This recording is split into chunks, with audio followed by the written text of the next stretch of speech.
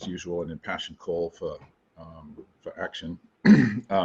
This is a particularly timely discussion, I think, because there's so much interest amongst the participants in the joint statement initiative on e-commerce in the digital divide, and what can trade do to help the digital divide. And of course, trade policy in the telecommunications reference paper and the telecom annex has pointed the way, a path forward for many countries to increase competition, and consumers and the spread of the internet has been the beneficiary. Obviously, no one policy domain solves all problems, but I know there's a lot of interest in the trade community in what can be done with this. My job is pretty easy today. Normally I would explain all of that, but of course we have Daniel here and we have Sophie. So what I'm going to do is highlight the problem in a visual way, so that everyone can kind of see what these abstract concepts mean in a visual way. If you're a visual person like me, you'll find that easier to follow. So of course that assumes that I can successfully share my own screen.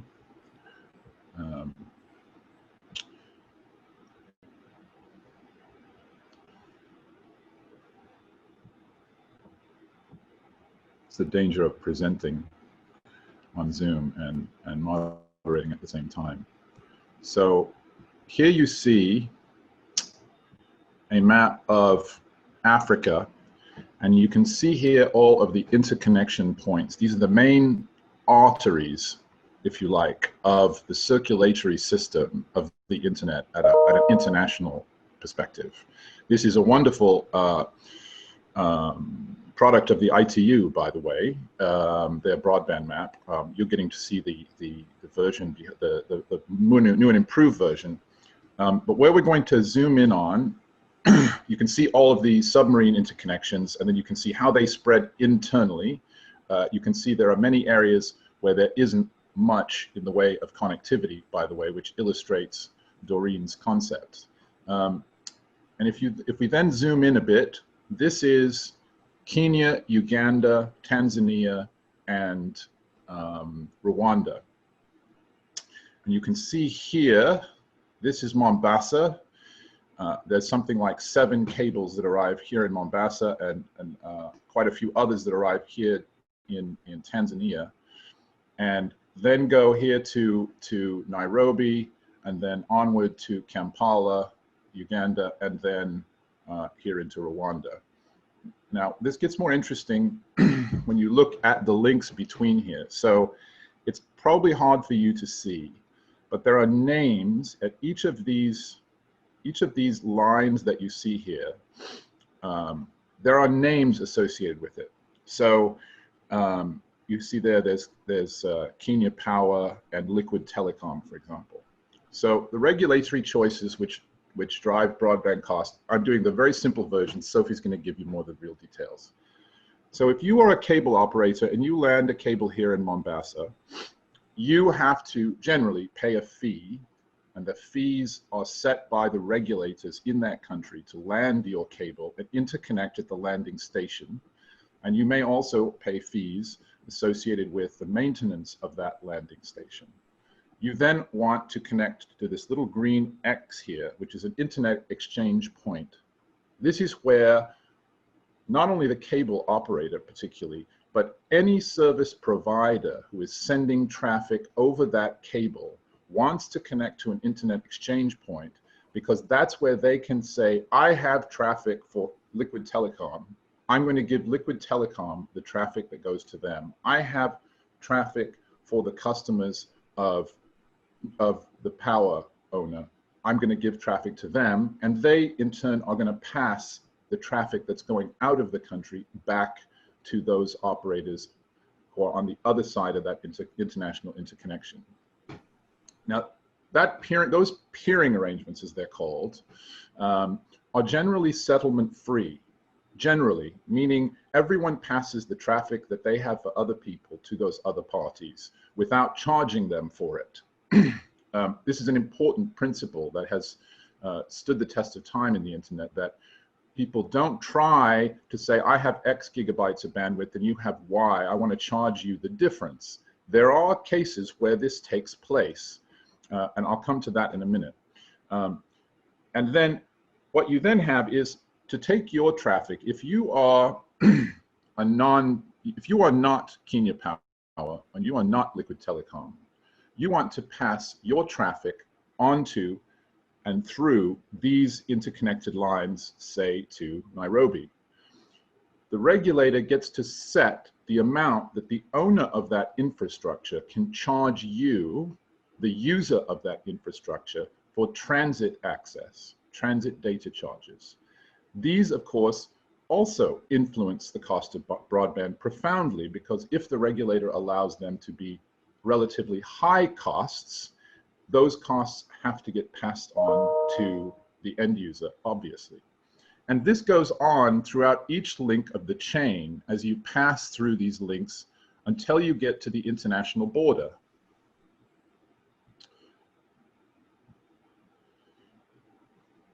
And at the border, you have some of the same dynamics that you have here in Mombasa, is that you have an international interconnection and the two regulators must agree on the conditions for access for traffic, but also the commercial arrangements that allow that traffic to pass.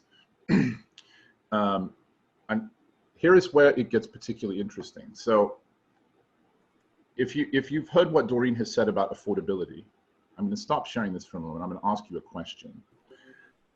This is the first poll, and Doreen is going to give you the answer because she came up with the questions. So you should on your screen be able to pick one of the options here of what percentage of the global population is within reach of a 3G or higher mobile broadband signal. 48%, 62%, or 93%.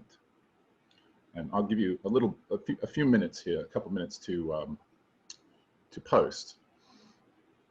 And then I'm going to ask you my question, which is about the price of connectivity in least developed countries, and see if you can guess how much higher it is than normal. To give you an idea, in developed economies, we pay on average about 1% of our average gross income per capita for a 1 gigabit mobile broadband connection each month.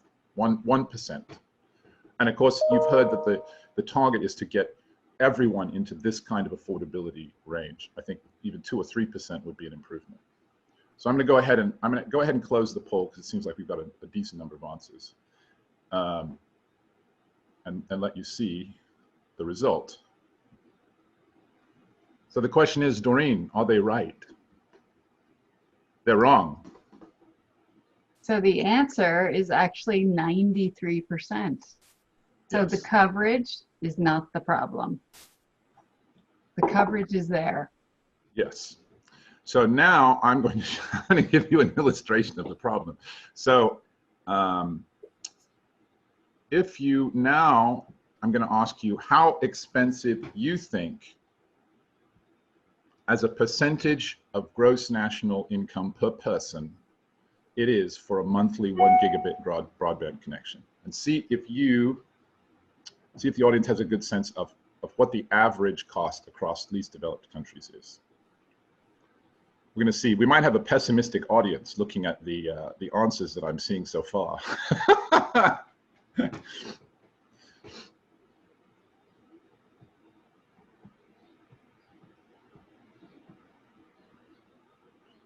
This is one of the fun things about online meetings. It's really easy to be able to do this kind of thing. Okay, it looks like we've got a fair number of participants. There's still a few people weighing in.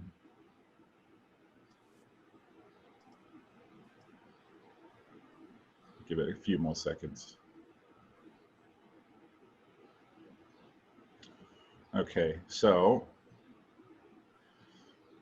the group is not entirely pessimistic. The answer is actually 10%, actually a little more than that. But so imagine if you were paying 10% of your income for a 1 gigabit broadband connection, would you really be very likely to be using that very much or even do that? And of course, we know the answer here. not surprisingly. And as Doreen said, it gets much higher, especially for landlocked developing countries. So imagine, if you will, going back to this map. So you have all of these points where you have to pay transit data charges and interconnection fees, presuming that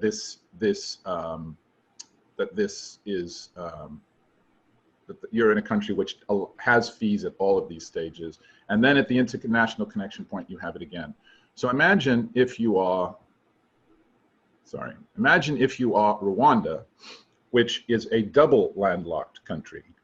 So, or was. It now has a link through Tanzania so that it is only landlocked. But at one point it was double landlocked because the traffic had to go through Kenya and then through Uganda to get to Rwanda. You can just imagine the effect that this has on prices, and you wouldn't be wrong. And that's why connectivity rates, at least in landlocked developing countries, tend to be even higher. The affordability problem is even greater. So, I'll leave you with those thoughts and let Sophie take over from there, because she can now tell you much more about this than I just have. I got to just do the fun visual stuff. But keep that visual in your mind, and think to yourself, you know, if you've looked at the telecom reference paper, think about the provisions on competition. If you've looked at the GATS annex, think about the provisions on interconnection and the like, and keep those in your mind, because Daniel, of course, is going to go into them in more depth after Sophie. So with no further ado, I'll turn over to Sophie. Thank you, Nick. And I'm trying to get to the beginning of my presentation, but dismally failing. Hold on, let me just stop and try that again. There's nothing wrong with thanking people at the beginning, I guess, as long as you can get back to the start. There we go.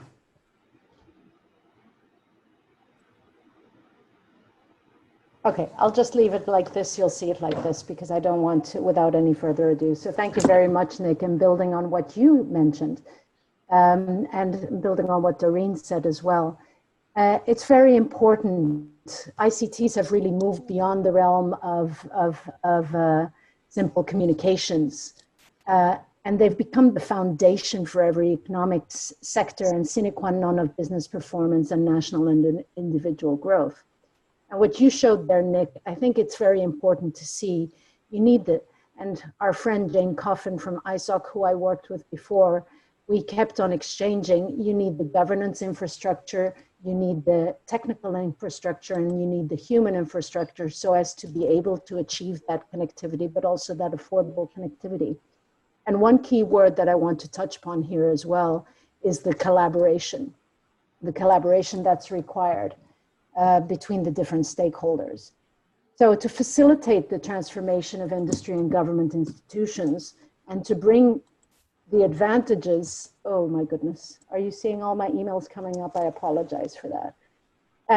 ICT regulators and policymakers really need to focus on driving that inclusive and cross-sectoral approaches and collaboration, because all the players need to be at the table. And in fact, when we were preparing for this, Nick, I remember Ali Simba mentioning to us, we need to get the trade negotiators at the table as well, because they need to understand the technicalities of interconnection negotiations, for example. You mentioned the international interconnection. Well, we need to have that inclusive dialogue. And we also need to make sure that rules and decisions are based on granular current evidence and market data, and the processes and tools are adapted so that we can create that dynamic for investment, for innovation, for inclusion, and for recovery now, as Doreen mentioned, now after the COVID crisis.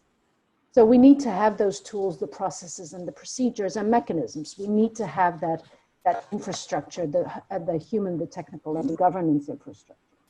We talk about the affordability. In fact, our own World Telecommunication Development Conference in 2017, in our own declaration, it was said that universally accessible, secure, and affordable telecommunications and ICTs are a fundamental contribution towards the achievement of the Sustainable Development Goals.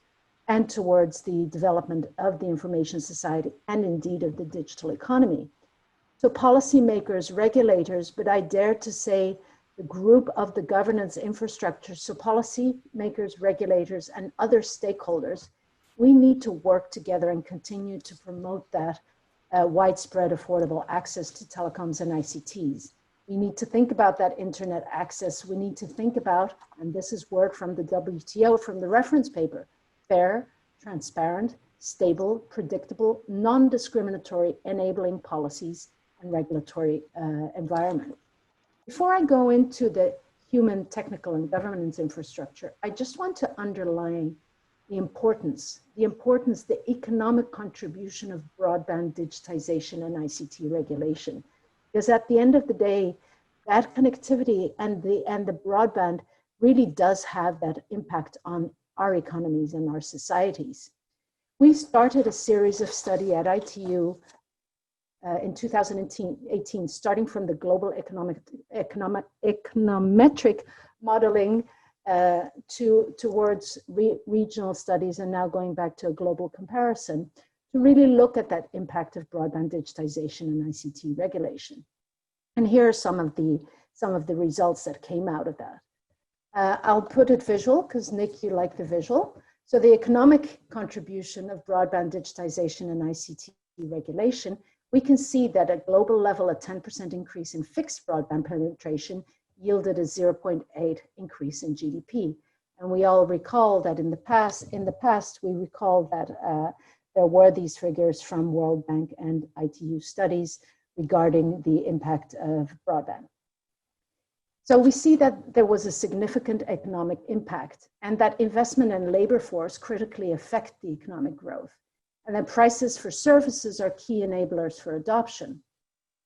We look at the difference between fixed broadband penetration and mobile broadband penetration, and we see that a global level, a 10% increase in mobile broadband penetration yielded a 1.5 increase in GDP. The impact of broadband, so at the aggregate level, the mobile broadband appears to have a higher economic impact than the fixed broadband.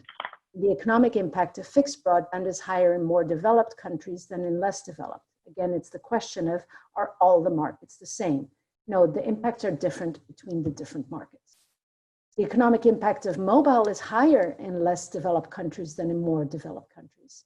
And I will share in the chat once I stop sharing my screen, which I'm so poorly doing, I apologize for that. I'll share the links to these different studies once I get back into the chat. Now, ICT regulation, which is what we're talking about, obviously has an impact as well. We saw that the regulatory and institutional frameworks are essential, and that's what Doreen mentioned as well, in driving the digital ecosystem growth, and that the effect builds up over time. And that the connectivity of digital services is significantly correlated with the level of advancement of ICT policies and regulations, and the competition and market power regulatory setup in particular. So we see the maturity of the ICT regulatory context, the ecosystem, really does affect the investment in the digital ecosystem. And the frameworks are important for the development of infrastructure. Go on to the next slide. Because Nick showed the presentation, showed the visuals of the landing stations in on the African continent, I wanted to show you a little bit about the impact of broadband digitization and ICT regulation, or econometric modeling for Africa. So here we see the 10% increase on fixed and mobile broadband penetration leads to an increase in GDP, fixed 0.3%, mobile 2.5%. The drop in prices, the 10% drop in prices, boosts the adoption by more than 2.3% in fixed and 3.1% in mobile. So we see an ICT, the ICT regulatory tracker, again, a tool which I will make available to you, which looks at the maturity of ICT regulation in markets. That does show the increase in digitization. We have with us today the trade negotiators. We have with us today colleagues that are looking at the WTO commitments. When I first started working in this field, it was at the end of the 90s, the beginning of the year 2000. And we really did see the impact of international and regional commitments. We saw that countries and regions who made global and regional commitments to open their markets, they saw that harmonization of local legislation with that of other countries in similar geographic areas, that did encourage foreign investment in the sector, and it helped to leverage investment in downstream sectors. It also helps to accelerate regulatory reform at national level, because these global and regional best practices serve as examples, but they also serve as arguments towards colleagues within cabinet, colleagues within government, towards other stakeholders, to show really the impact of liberalization and telecommunications regulation. And having those commitments also provided investors with a certain level of certainty and predictability. So if I go to the pillars for inclusive, affordable connectivity, I did mention the human, technical, and governance infrastructures. We need digital skills. We need accessibility. We need the digital infrastructure that's secure. We need that connectivity. We need to look at spectrum, and as Nick mentioned, the cross-border connectivity. And in terms of governance, we need the institutional framework, and I underline the need for collaboration as well. Collaboration across the sectors, collaboration across regulators, collaboration across borders and regions. We also need partnerships and financing models so that we can achieve that affordability. We all do know that there are new technologies, new players, new business models, and we need that affordable capacity and speed and skills to use the ICTs. We saw the interaction of the ICT sector to stimulate growth in the digital economy alongside other sectors, and that does need to be understood. So we need those new kind of policy and regulatory frameworks, collaborative policy and regulatory measures underpinning a whole of government approach. We also talked about the data-driven regulation, and international and regional collaboration and commitment are now even more important than ever. If we look at the regulation for the digital area, we believe that the optimal approach is not necessarily more regulation, but better regulation. And what does better regulation mean? It means that looking at harmonization regionally and globally, it needs regulation for the new competitive paradigm and the acceptance of the need for collaborative regulation. That provides the frameworks and the incentives for developing high quality and high capacity digital infrastructure, and of course for the digital economy development. We need to balance flexibility with stability, investment with innovation. So these are all balancing acts, but having the stakeholders at the table that understand the questions, that can lead to better regulation. Not more, but better regulation. Last year in our Global Symposium for Regulators, we did have our consultation and our best practice guidelines and looked at the regulatory tools and approaches that are today at hand for enabling sustainable digital transformation. And again, the words come up, the pro-competition frameworks. Competition is something we talked about, the competition rules, the transparency, the level playing fields. These have come up in various rounds of the negotiations. We want to look at regulatory incentives. Again, that's stakeholder engagement. The mechanisms to protect the consumers, the market-based dynamic mechanisms for spectrum management, and also that evidence-based decision-making. That regional and international cooperation is key in defining the regulatory rules on cross-border issues, because that, as I mentioned before, can ensure that consistency, predictability, the fluidity of digital markets, but also can ensure that at national level, the regulatory frameworks evolve towards better regulation. And of course, the skills, the regulatory expertise needs to evolve and to be developed continuously. And again, that spans across the sectors, because we need to have those discussions and bring the various elements to the table so that when we are in trade negotiations, for example, there is that understanding of the key issues. So the governance infrastructure, I just wanted to highlight some of the regulatory issues that Doreen touched upon and that still exist today. In order to have that available and affordable capacity and speed and skills to have and use ICTs, we need to look at spectrum, licensing, competition, interconnection, issues such as infrastructure, institutional governance, finance of getting to those remote and rural areas, the universal service, because universal service can also affect inner cities. It can also affect certain population groups. So we need to think about that, how to finance it, not jump immediately towards universal service funds, but to really look at all the mechanisms in which we can come together to finance that connectivity of all. We cannot forget that we need strategies for digital inclusion of all, and let's not forget the digital skills as well. So again, when we come to who is involved, the stakeholders and their roles, we need to bring everybody to the table. Government has a role, policymakers have a role, regulators have a role, industry has a role, consumers have a role, civil society have a role. Here are just some thoughts about what is the role of each. What can each bring to the table in terms of their expertise, in terms of their networks, in terms of their constituents? And again, we're touching upon the legal frameworks, the licensing, the universal service, rights of way, infrastructure, the taxes, as Doreen mentioned, to make devices affordable, the digital inclusion and skills, the entrepreneurship, how to foster the supply side, how to foster the demand side. How can we bring industry to really invest in infrastructure? How can we bring industry to innovate and deploy new technologies? So all of these issues are issues that I wanted to bring to the table, and that if we have time for discussions or even thereafter, we would be happy to talk about. So what are some of the lessons we have learned towards digital transformation? And that is the era we're in today, is that stakeholders have a role to play. We need to bring stakeholders together. We need to strike a balance between regulatory oversight and stakeholder input. We need to know our markets and be mindful of the impact of regulation on the economy and on trade. We need to still maintain that transparency and disclosure. We need to think holistically.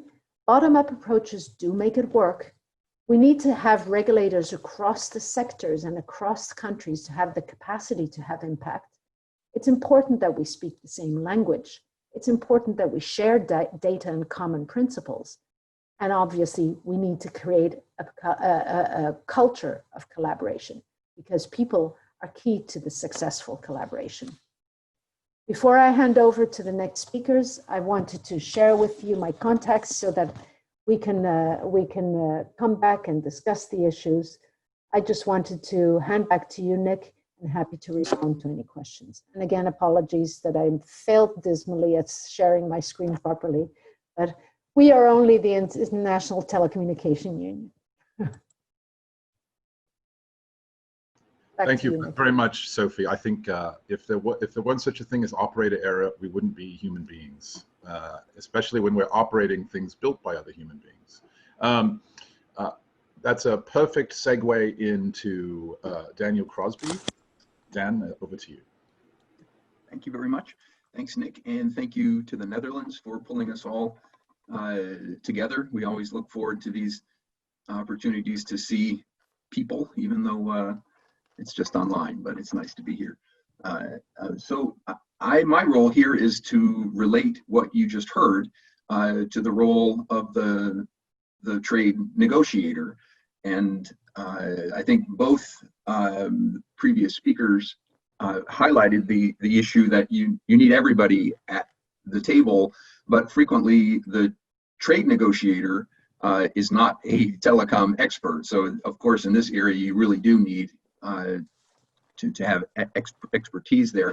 But I wanted to start with just an observation about basic trade rules, and then move into the specifics of services and telecom. So, and I have a presentation that I'll start next, but let me just address this one basic point. So you all know that since 1947, the rules have covered trade in goods. And there's a specific provision, Article 5 of the GATT, that you know was just addressed in the Trade Facilitation Agreement, that deals with traffic in transit and what fees countries can charge when you move goods across borders. And that's very strictly regulated in the GATT for trade in goods. But it's even more important for trade in services, because as you'll see as we get into later some of the specifics of the telecoms annex, there's a specific recognition that in the telecom space, the telecoms are a service themselves and also a means for transporting all other services and data across the telecom platform. So you're talking about both the truck and the road and this application of additional costs in the context of services. If you compare it to goods, it's almost impossible to consider for a traditional trade negotiator that this is even happening, because it's very strictly regulated in the context of goods, and it's not optional. Now, in the services context, when we move in here, you'll see why your role as a trade negotiator is important, because some of the most important rules, on how to reduce costs, not only in your own market, but costs applied through other countries, what they charge on transit, for example, those rules only apply where you make specific commitments and where you get commitments from them. So that's why the trade negotiation part is important here. So I'll pull up my my presentation now.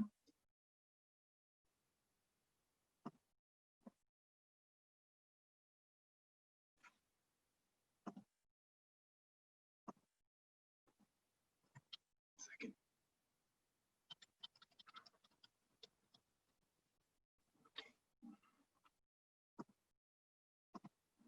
Okay.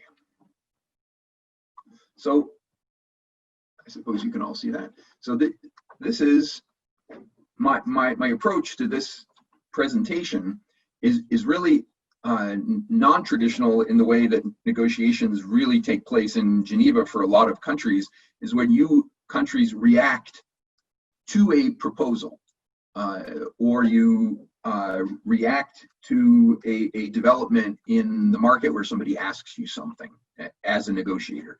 But really what I'm going to do here is start from your own national interest, based on a lot of what was just said as far as good practice and regulatory cooperation, et cetera, and laying the right groundwork. But after you determine your own national interests, then you engage with trade rules. So I'm going to spend a little bit of time talking about national interests and nailing those down first, and then talk about how services trade rules can be used proactively to advance your own interests, and then look at where the system currently doesn't cover some of those interests.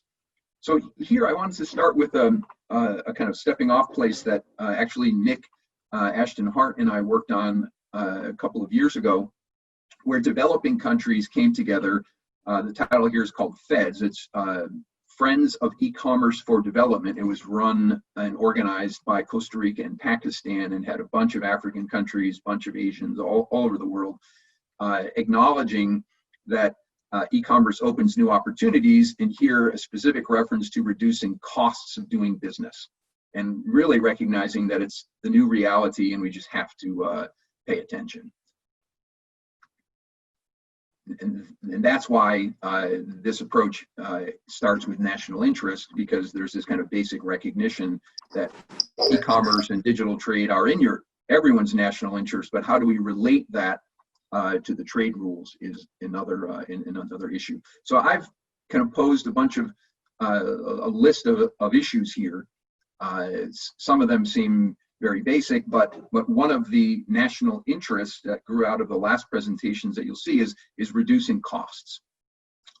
And so you don't have to increase competition. There's no international rule that says there has to be competition. You can try to manage a monopoly service like a lot of telecoms were before the 1990s, before the WTO and the commitments came in, or you can just have one or two competitors or whatever you want, and you can define that nationally and schedule it internationally.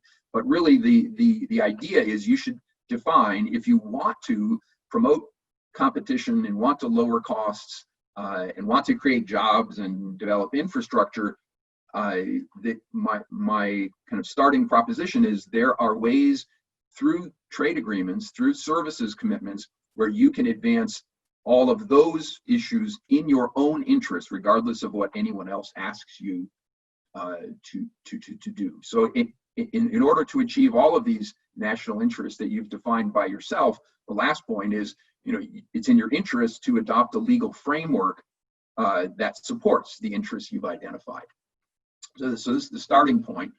And the kind of one issue that we're focusing on here is reducing costs of internet access. So we'll talk generally about the GATS rules, and assuming that we all think that introducing some form of competition and better regulation reduces costs, we'll show how, if you've identified those things in your national approaches, how you can make that an international commitment. And both, of course, as a negotiator, you know that you have rights and obligations. So when you negotiate, you're trying to get the other side to limit their ability to impose costs on you. So that's why there are two sides of the negotiation. So in my view, in my practice, I've been doing this kind of since the WTO was founded. We look at the existing framework, and any client we work with, we just try to show how to reflect their own interests in the existing framework, or to negotiate new parts of a framework to the extent there's a gap. So to start with, the GATS, as you know, consists of kind of two basic parts: a general part of rules and a specific part of commitment. So here we'll talk about the rules first. And as the most important aspect that I'll emphasize here is that when we get into many of these rules, the reason I left a space after transparency there is because the first part of the rules apply even if you don't make commitments. So for example, on MFN, your neighbors, countries in the EU or the United States, wherever you are, if you're a developing country and a developed country offers a certain kind of access or service or regulation for another country, so their companies can compete, that most favored nation article applies to you unconditionally right away. So that's a reason for trade negotiators to work with their regulators and businesses to see how other companies are being treated internationally, to make sure you have the same treatment under those rules. But in the things we'll talk about next in more detail, the domestic regulation, the telecoms reference paper, the annex on telecommunications, all apply where specific commitments have been taken. So all of those next list of things only apply where your trading partners have committed to apply market access, and because of that market access commitment, you get also commitments in additional rules that go on the coattails of that commitment. So here, just to go back to the Article 4 on development, there's been a lot of talk in Geneva over the last couple of years about special and differential treatment and how that needs to be restructured if it does. And just to go back and make sure we're on the same page here with the GATS, there is no S&D in the GATS. And the structure of the GATS is such that countries negotiate and make commitments which they think are good for them. So your schedule can have as much flexibility as you want. If you don't think you're ready to make a certain commitment, you just don't make it. And there's nothing in the agreement that says you have to. So that's the treatment that you get under the GATS. The implication of that is we think that by strengthening domestic services capacity and improving your access to distribution channels, the GATS network effect, when all countries in the region and the world make these commitments, then we have development that comes out of those commitments, and predictability and stability from that process. So that's a very different approach to S&B than the debate that's going on in Geneva, but that's the reality of the agreement. To get into the rules, and again, rules that apply in specifically committed sectors, just to confirm here this dual role that I mentioned earlier, and I think Sophie mentioned as well, that you have the telecoms. The reason we have these specific rules is because it's both a service and a means of transportation. So as a services negotiator, any other thing you're negotiating, any other sector that depends on, you know, the movement of a service, the use of telecoms to communicate in the legal service like I'm in, or the accounting services, or any digital service or e-commerce platform, all of those require access to telecom, and these rules only apply for those other services to the extent you have a commitment in telecom. So here, you know, again, all of the good regulatory practices that were discussed by the previous speakers are addressed here as rules. Access to public networks, on what conditions, reasonable and non-discriminatory is about as good as you can get, and then we get into details in the negotiations for the supply of a service included in its schedule. Again, this is an important limiting factor for trade negotiators and in your cooperation with regulators. This is a very interesting point here, where I guess you could call it a bit of flexibility for developing countries, but since so many developing countries are next to each other, this kind of provision in the agreement is something that, depending on where you sit as a developing country, especially if you're landlocked, there's a provision here that provides flexibility for Kenya or Uganda to, if it thinks it's in its interest because it doesn't have a lot of development in this space, put conditions on the access of Rwanda. So in those negotiations, when you are all negotiating together, these are things that you need to clarify that look like on their face kind of, you know, maybe positive things for developing countries, but for other developing countries, they might not be so positive depending on which side of the fence you're on. And then, of course, as was mentioned several times, the telecoms reference paper. And as a trade policy negotiator, you are not expected to understand the details of the telecoms reference paper. The important thing is, you know, that it exists, and the basics of it are that there have to be, these are the 6 paragraphs, each paragraph has subparagraphs, but the important takeaway from today is a trade negotiator has to go to the telecoms regulators and understand what this means for your businesses and negotiations. So competitive safeguards, interconnection was just mentioned, absolutely key for the cross-border issues, for cost issues. How much does interconnection cost? How much are you charging me to cross your border and connect with you? In the goods context, again, if you charge, you know, more than the cost of supplying the service, if you charge just because you want to charge and make money off of it, that's illegal. It's not consistent with GATS Article 5 or 8. So here, if you see there are costs being applied, has that trading partner committed to the telecoms reference paper? You know, Uganda, for example, has committed to the telecoms reference paper. So if somebody thinks costs are too high, you have a reference to go back to universal service, no limitations, again, defined in your national interest, but regulated in a positive way. You know, transparency, independency of regulators, all these kind of best practices and spectrum availability are all set out in that reference paper. Again, the people on the phone here, this is exactly the negotiating table that needs to happen in each country. You have policy people, telecom regulatory people, and trade people, and they ask each other questions and say, hey, why is this relevant? What should I do? What is in our interest, and how we reflect that internationally? So here we just finished the rules, reference to the rules. Now we have commitments. Telecoms are scheduled under the Central Product Classification 7522 and 23.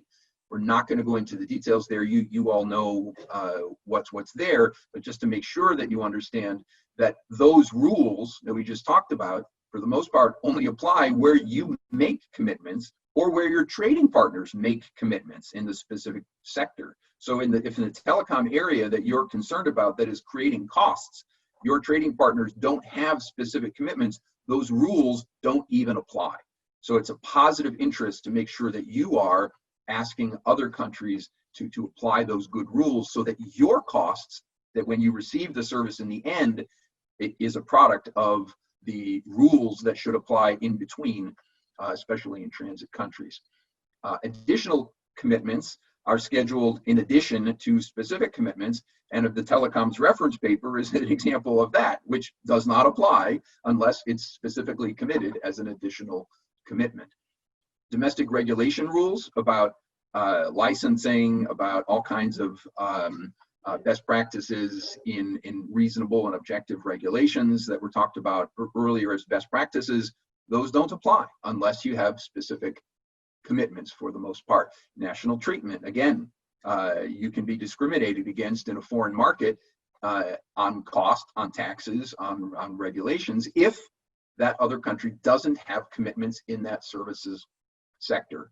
And then finally, the annex on telecommunications applies as a generality, but the important rules in the annex apply where you have specific commitments. So again, all these great solutions, we're talking about lowering costs. Some of them are in your hands, in your country, and based on what you can do in good regulation and tax policy and market access and competition. But some of these things are imposed on you, like Nick's map showed. So those kind of things require you to engage in negotiations. And this slide is just to show that telecoms are only one piece of the negotiation that's going on, and the coverage. When you start to look at, you know, the whole ecosystem of e-commerce and digital trade, maybe telecoms as a service, and you transport e-payment services over the telecoms network, or all these other things of wholesale and retail, those are, you know, payment or shopping platforms or whatever you do on the internet. None of that can happen without telecoms, and so that's why we're focusing here on reducing costs in telecoms, which means you reduce costs for all those other things that you set out as a national goal for yourself.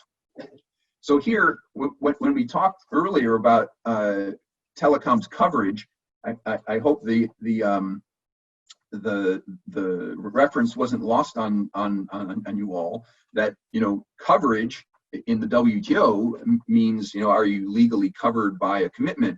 But telecom coverage is even more important, that you have to have legal coverage for the telecom services, almost like the map that you saw, that to say what legal framework reflects my interests, and is my interest covered, and then check that against, since we have two sides of the coin, check it against your own GATS schedule. Have I signed on to the reference paper? If I've identified competition and low costs and these things as national priorities, does the reference paper help me get there? And have I scheduled it? If I haven't scheduled it, why not? Am I already doing that domestically? And if so, do I want to provide certainty to international investors and traders to help me advance my own goals? And then your own interests in export markets, how do you make sure that your key trading partners in the region and globally have made commitments to make sure that the costs applied to transportation of services through telecoms are reasonable and fair? And you don't get that unless commitments exist. So just a quick word on existing commitments, just take and cut and paste from this WTO website on top. A good amount of commitments have been made. You remember the telecoms negotiations that didn't finish when the WTO was founded. It went for a couple of years after, into the 1990s. So you see kind of 1999 on a lot of the schedules of telecoms commitments. There was a real battle. You know, you had the same pushback. You have monopolies who are trying to say that that's the only way to do it. And when you try to introduce competition, then you have to have a big fight, which they did. And now I think, as again, the other speakers said, we see the results of that fight and how it came out. So we have evidence to look back to show that sometimes these things are positive. Another reference to WTO commitments, you have more than 160 members, but only 99 have committed, and a lot of those that haven't committed are developing and LDC countries where you face a lot of these problems. So where they haven't committed, those rules that you need don't apply. So I want to leave it there and leave time for questions, but I really would encourage you to look at this WTO structure not as a negotiation, and not that you're being asked for anything, but that there's an existing system and it has some rules that apply, like MFN today, that you can benefit from right now if you're aware of them. Maybe as a trade person you're aware of that, but your regulators also need to be aware of that, and you have to get everybody around the table. But most importantly, in order to prepare for advancing your own interests after you've identified them, really you can have a positive agenda if it's only other countries making commitments that would reduce costs ultimately for you. And if countries are willing to do that and reduce costs enough to make it worth you doing something that they ask for, then maybe there's something to trade off. But the recognition that you have a positive agenda is the most important part of this, and you won't get to the reduction of costs as a whole to bridge the digital divide just based on asking other countries to do things. As a lawyer, we think a lot about the GATS, especially its mode 3 of commercial presence, as the largest investment treaty in the world, because all it does in market access, when you make a market access commitment under the GATS, you are providing providing certainty in the investment climate according to best practices and non-discrimination. And if you haven't made that commitment, investors who you have made a national priority, if it is your national priority to attract investment, the first thing the investor is going to say is, are you reserving the right to discriminate against me after I invest in your country? Or are you willing to treat me on a national treatment basis? And if so, I need a commitment, and it's better to do it internationally. So there are lots of ways that you can make those kind of commitments to your own interests in a GATS schedule, with or without a negotiation. So with that, I will leave it. I will leave it back to you guys. Thanks, Nick. Thanks very much, Dan. You have done exactly what I expected, but I've heard you do it before. made a really clear link to what Sophie has said and the trade system. We're running a little over time, so I would just ask for our next two speakers, be provocative yet brief. In the first case, I will turn to Kate of Thailand for a reaction from a trade negotiator's perspective on what has she seen here, and what is she interested in related to this subject she thinks as a negotiator would be useful to explore further. Thank you, and over to you, Kate. Yes, thank you, Nick. I think this seminar is actually timely because during the COVID, it's actually the joint statement initiative on electronic commerce. That's what trade negotiators of the WTO members are negotiating new rules on the electronic commerce as well as telecom. We have been negotiating it for about a year. And so far we have around 80 countries of the WTO member has joined. I have to agree with many things that Daniel has said. Of course, each WTO member country is actually participating in the negotiation based on their national interest. And if you compare the understanding of developing and least developing countries member, WTO member in 1995 when the developed countries as well as some member come up with reference paper on telecommunication reference paper. At that time, most developing and least developed country, I guarantee they do not understand what's actually going on or contained in the telecommunication reference paper. But now, after 25 years, and we experience the benefit of the telecommunication services as well as electronic commerce, what they bring to us. Then now you see a lot of countries, though they're not participating as joining the joint statement initiative on electronic commerce yet, they're sitting in the room and listen to what's going on, and then later they decide round after round of the meeting that they decide to join. So now, because the reason I say that this seminar or webinar is actually timely, because this digital divide seminar is actually show us means developing and least developing countries.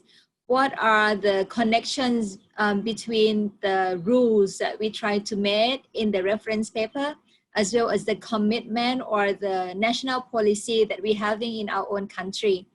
If you notice in the schedule of commitment in telecommunication services, the differences of the difference between the schedule of developed countries that they tend to bind everything according to the current policy that they have. But for developing and LDC, we tend to leave some room for policy space. So we commit what we're comfortable to commit in our schedule of commitment, because at that time, we do not understand very well what telecom will bring, whether it's benefit or it would be challenges. So I think after 25 years, it has been clear that some rules each country can make on their own as a domestic regulations, but some rules we need international effort to make it international rules, so that not only our country would benefit, but the neighboring country would benefit. Therefore, the global community will benefit from setting up a particular rules on telecommunication. As I said, I agree with lots of things that Daniel has said, as well as what Sophia has said, that if we could create a universal rules or harmonize the rules on telecommunication, it probably would be better for small countries. But I think what's more important is that before we can make international rules or global rules, it's important to make developing countries as well as LDC understand what would be the benefit, what are they getting themselves into, whether the rules that they create would limit the policy space of the nationals or not. And the dual roles of telecommunication makes developing countries and LDC kind of, they agree on the benefit of commercial interests come with telecommunications. But at the same time, by liberalization telecommunication services, they also have concern over the national security. You're right that telecommunication service are service on their own, but they're also a medium to transport other type of services as well as other type of data. If a country is vulnerable to a particular type of data to be transferred through telecommunication, that those data might threaten the national security, it would go without saying that countries probably would be cautioned when they want to make international rules regarding how to govern the telecommunication services, even though you say it's the best practice. But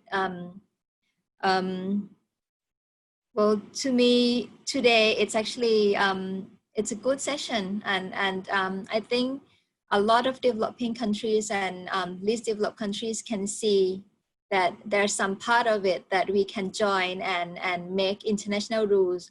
And there could be some improvement in our our telecommunication schedule of commitment. And the joint statement initiative on electronic commerce is something where developing countries and LDC can see the benefits of creating rules to govern electronic commerce properly.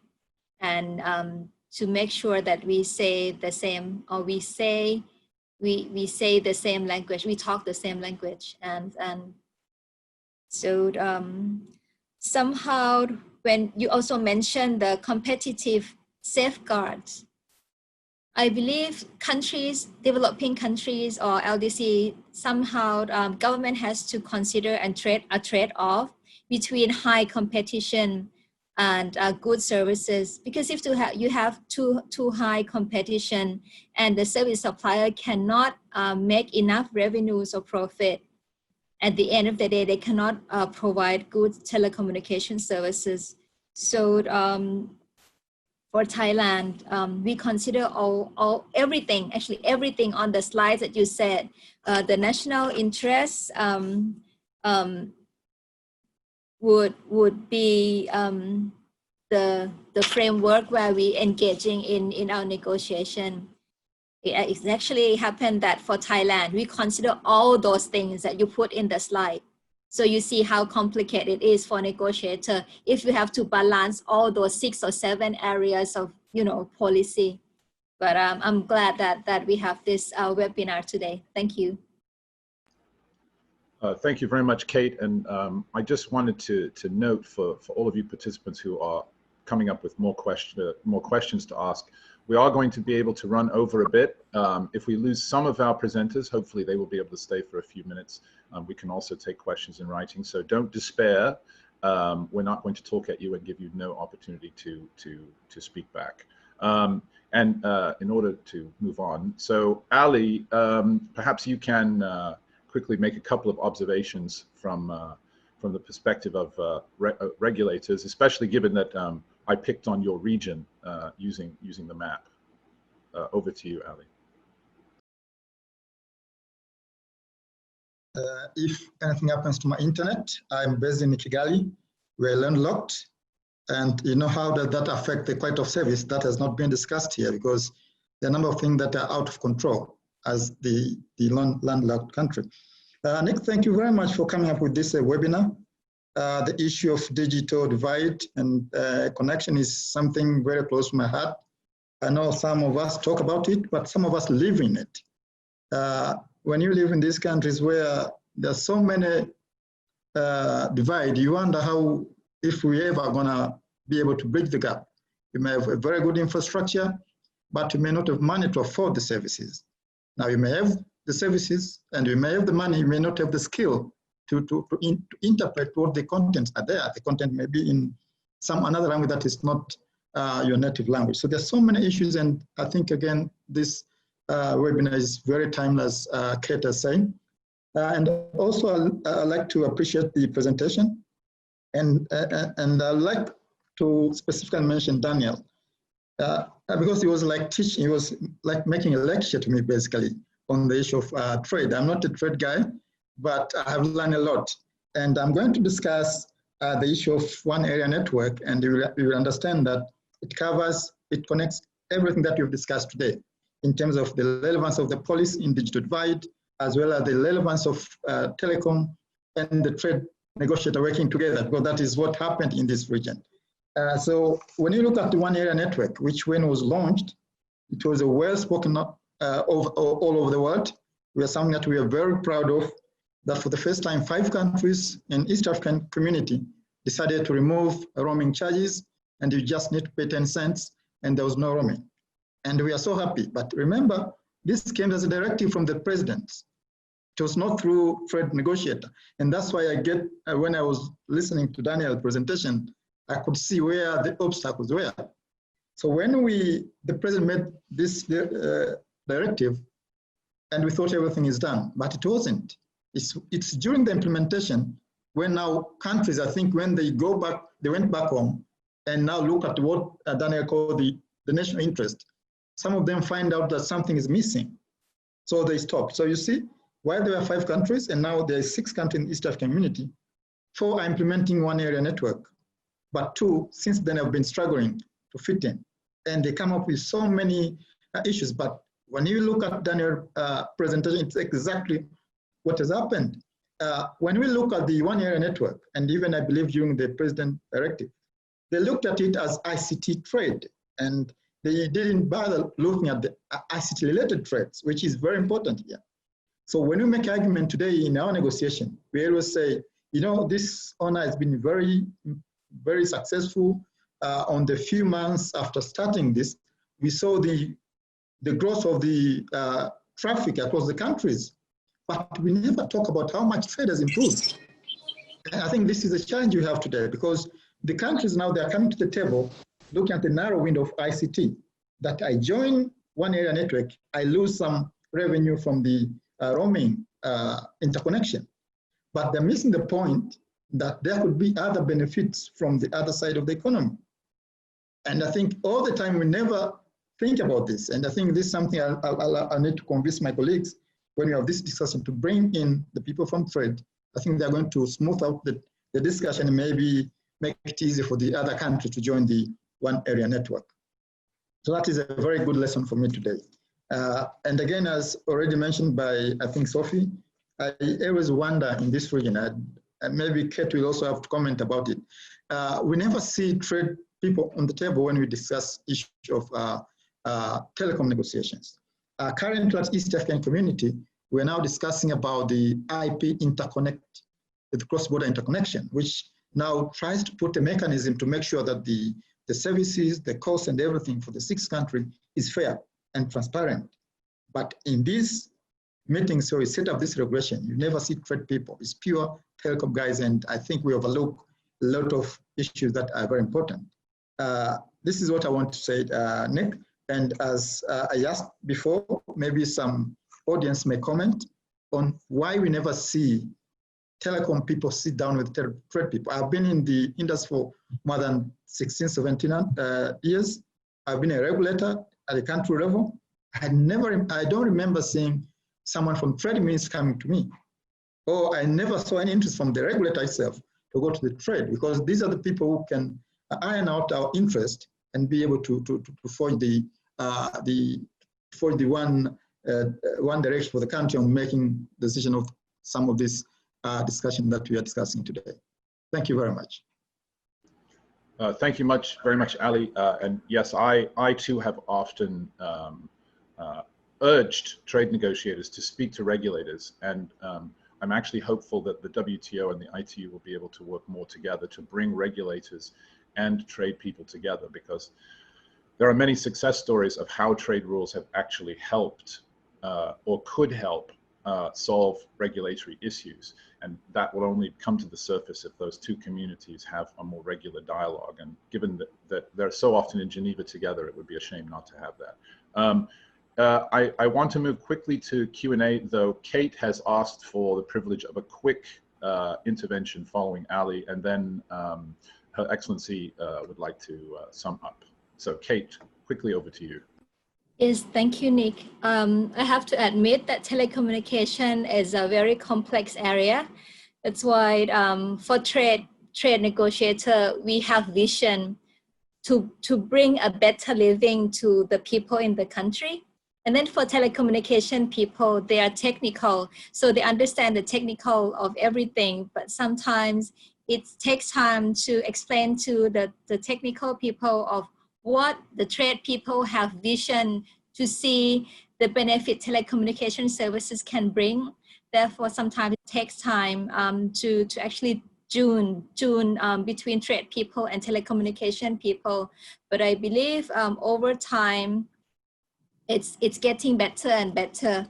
And you could see example in ASEAN, where in ASEAN itself, we also negotiate the liberalization of telecommunication with thinking of having the broadband power grid in ASEAN ourselves, 10 countries.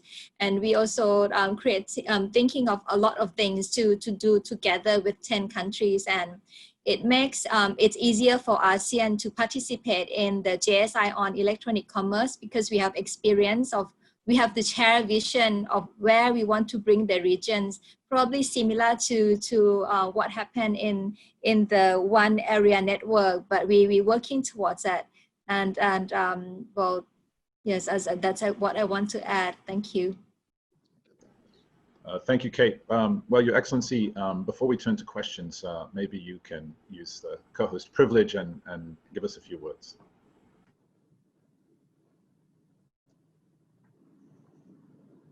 Unmute. Yeah. So yeah, I'm unmuted, right? Thanks a lot. Thank you, Nick, and thanks to all of you for participating in this webinar. I've listened with great interest to the previous speakers, and if there's anything clear from this session and everything we've heard and seen, that there is no way around digitalization anymore. And I think that the COVID-19 pandemic gives a further impetus to the digital economy.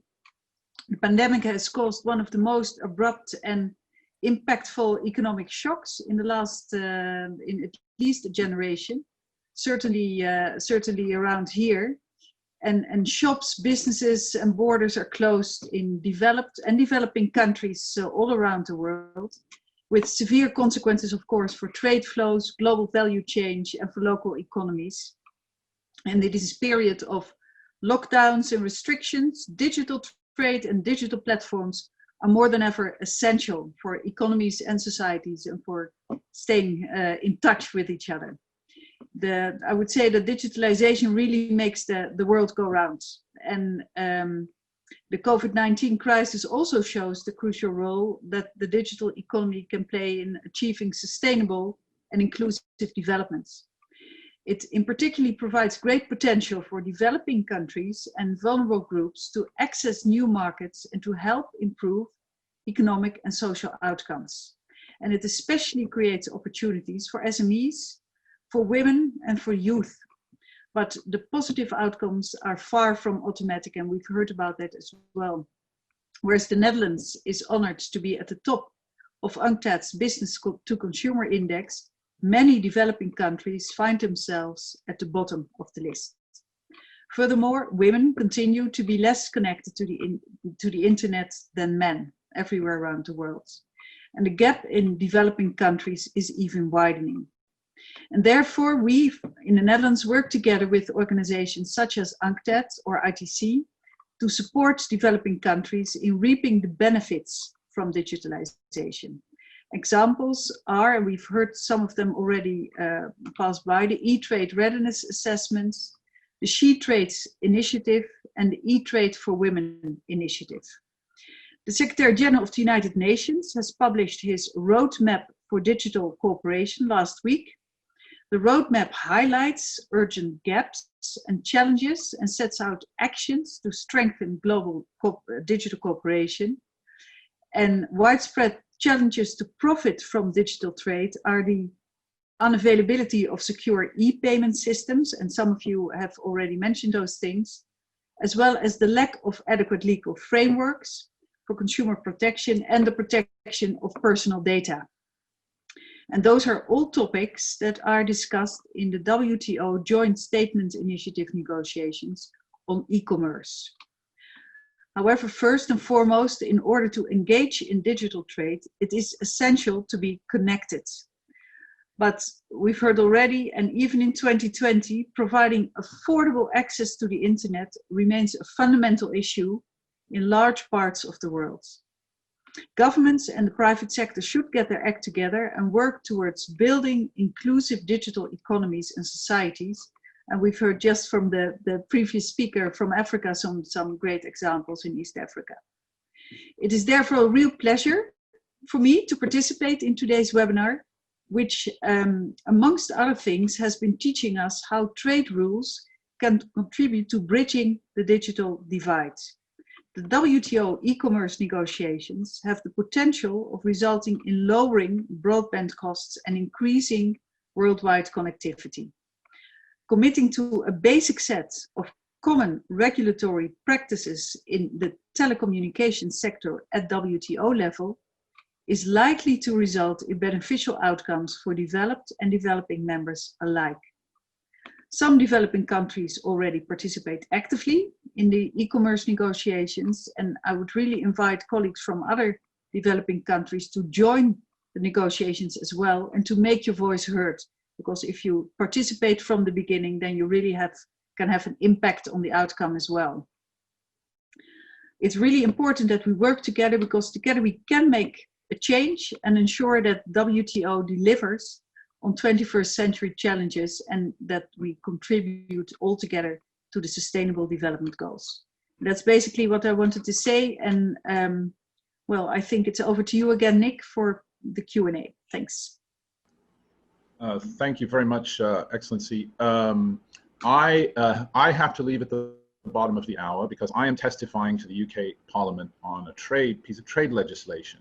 So the Q&A is actually going to be handled by Thomas Nauta with the Dutch mission. And for those, as has been said, if questioners ask a question of Sophie, for example, who has to go, we will send those questions on. We will send the questions that the answers along with all of the session materials to everyone who registered. So all of you will have access to it, and a recording of the presentations will be available for you to forward to colleagues who were not able to attend. But I will stop the recording now so that in the Q&A everyone can feel not shy in asking any question. There's no wrong question. There's only wrong answers. So with that, I'm going to turn it over to Thomas, stop the recording and turn over to Thomas for the questions.